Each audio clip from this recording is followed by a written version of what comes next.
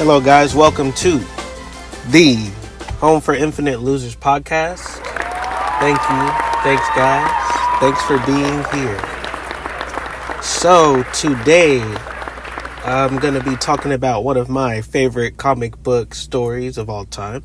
We're going to take a break from House of M this week, and we are going to do World War Hulk.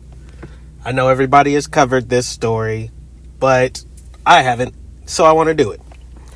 Today we're just going to do issue 1. There's only 5 issues of World War Hulk, but there's also, you know how comic books work. There's all those tangent issues that they have and stuff. So, I'm going to go ahead and start. But before I do that, how are you guys doing? I'm doing great. Thanks for asking. And I got myself a nice liquid death here as I wash clothes yet again.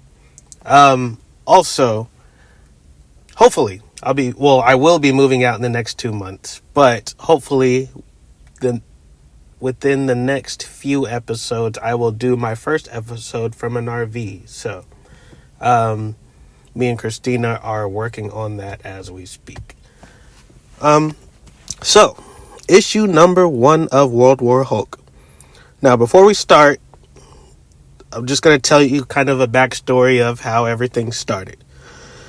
So before the Hulk ever throws a punch in this book, you got to remember what came before. It's not just like random. It's just from the fallout of Planet Hulk. Brief recap. He gets shot off into space by the Illuminati, who's Reed Richards, Tony Stark, Doctor Strange, Black Bolt, and Namor. The smartest, strongest, most powerful people on Earth. They made a decision for everyone else, and they decided the Hulk was too dangerous, so instead of helping him, they shot him into outer space and sent him away basically like trash. The worst part is... Hold on, let me take a drink of water.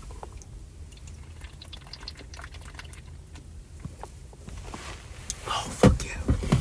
Oh, that's fucking good. Okay, the worst part, they sent his ship with a bomb on it. It was like a failsafe. Which is bullshit. You can't kill the Hulk.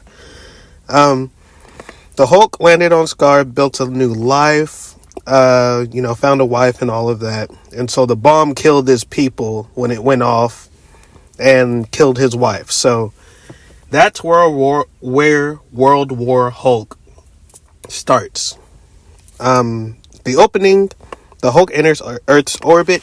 In issue 1, it opens like in complete silence. You see him not confused and not lost, just wandering, and he's standing in orbit, just looking at Earth. He's just staring at the house of somebody who burned his life down, basically.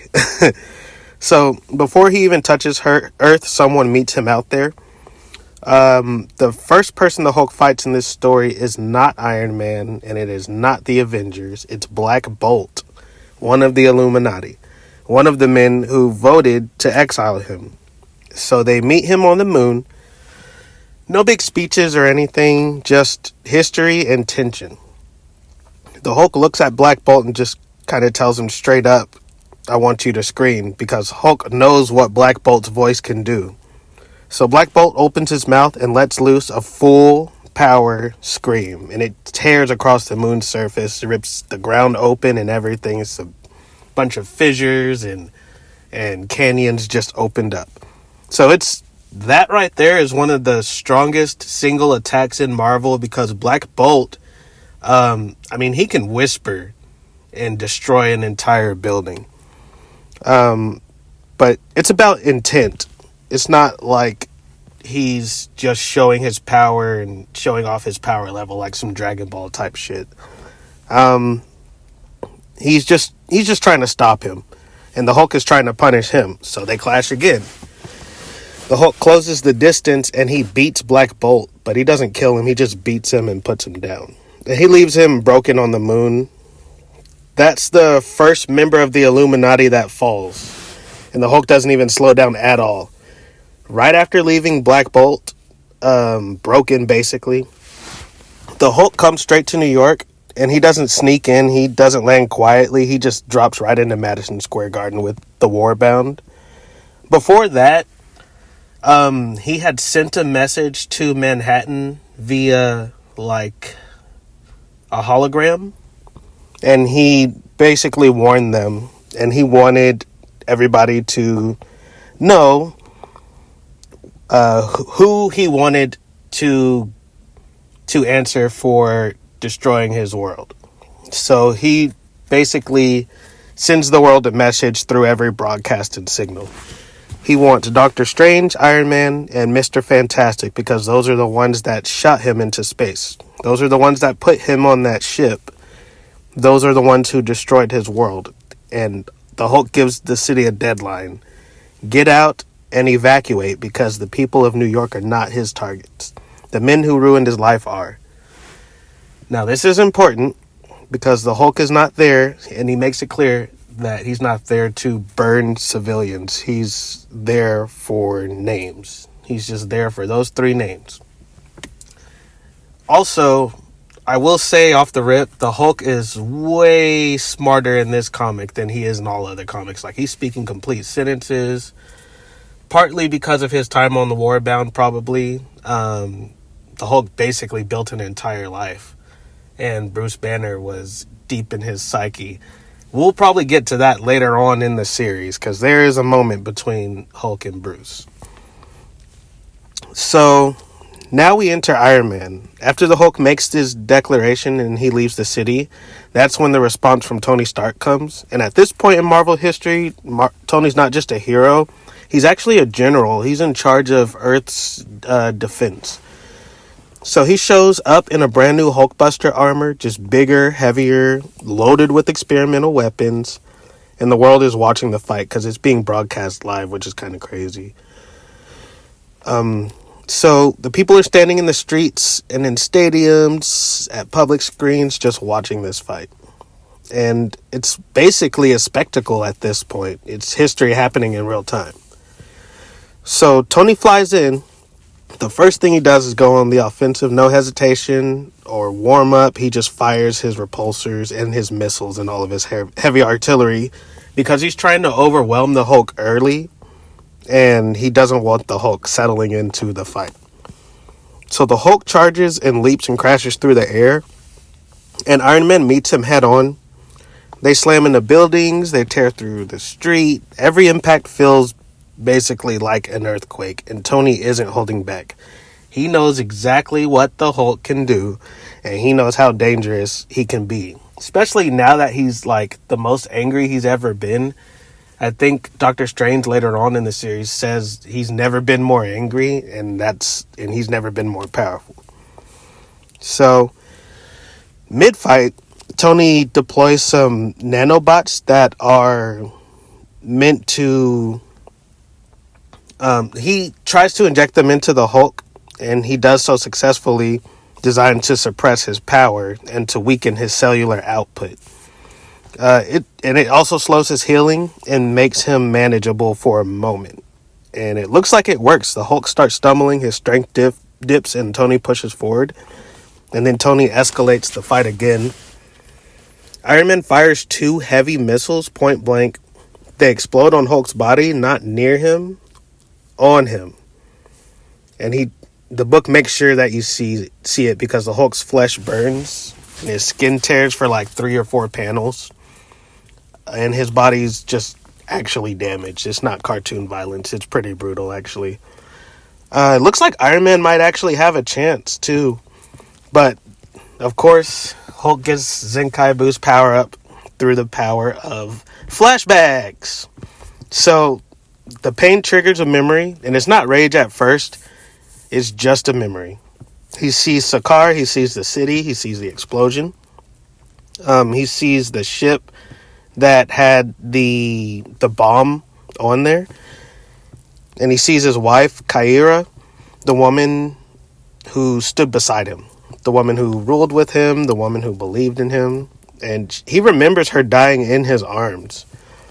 And he remembers her telling him they were going to have a child, and realizing that that explosion came from the same ship. The ship the Illuminati sent him on. The ship meant to save everyone from him. That's the moment that the Hulk's anger changes. It's basically, he's using his grief to fuel his anger. So I feel like this whole first book was Hulk's grieving process too, and he was just like turning it into that anger and just wailing on Iron Man. So the nanobots basically stopped mattering at this point. After the flashback, the anime flashback, the damage stopped slowing him down, the missiles stopped scaring him, the Hulk roars, and the fight flips completely. He rushes Iron Man, grabs him, he drives him through the air, slams him into a building, not gently, not accidentally. He just does it on purpose, and the concrete explodes. Literally, the whole building from the middle just fucking. The panel's cool. When I'll put it on the YouTube video, but that fucking panel is cool.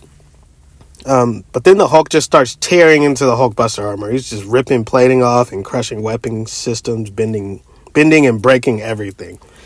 Tony's still firing, still refusing to quit, but the suit comes apart, and the Hulk smashes him into another structure, and the armor basically finally fails. The systems go dark, the thrusters die. So the last panel of the issue is just Hulk towering over Iron Man, and smoke is rising around him. That panel's cool too. He's just roaring, and the world is watching. The Hulk throws his head back and roars again, just not in victory. He's in pain, and he's got a deep rage in him, and it's basically a warning to the rest of them. So now he has Iron Man, and he already beat up Black Bolt at the beginning of the comic. So the reason this issue hits different for me is it's just not about how strong he is. We already knew he was strong. It's just how controlled he is. It's kind of scary. And I've read this series maybe 3 times. This last time I went through every single side issue and everything instead of the 5 main issues. So I mean, I'm not gonna go on tangents off of those. I'm just basically covering those 5 mainline issues. So yeah, basically he's here to humiliate the people that shot him into space, and he wants them to feel what it feels like to be powerless. It's also about betrayal, plain and simple. The Hulk trusted them, and the smartest people on Earth decided that his life was disposable. So for the first time, the Hulk isn't running or being hunted. He's coming back with witnesses, cameras, the whole world watching, so that nobody could pretend later that this wasn't earned. So World War Hulk issue 1 isn't about war yet. It's just about arrival, accountability, just basically putting everyone on notice. These are the people that I want. I'm going to get them either way, but he doesn't want to hurt any innocent people in the middle of it. So Doctor Strange and Reed Richards are next. And they're out there still watching, still knowing that he's coming for them too. Other than that, that will be it for this episode of the Home for Infinite Losers podcast. I will see you guys next week. And I want to try to do 2 episodes next week, so be on the lookout for that. Other than that, I love y'all. See y'all later.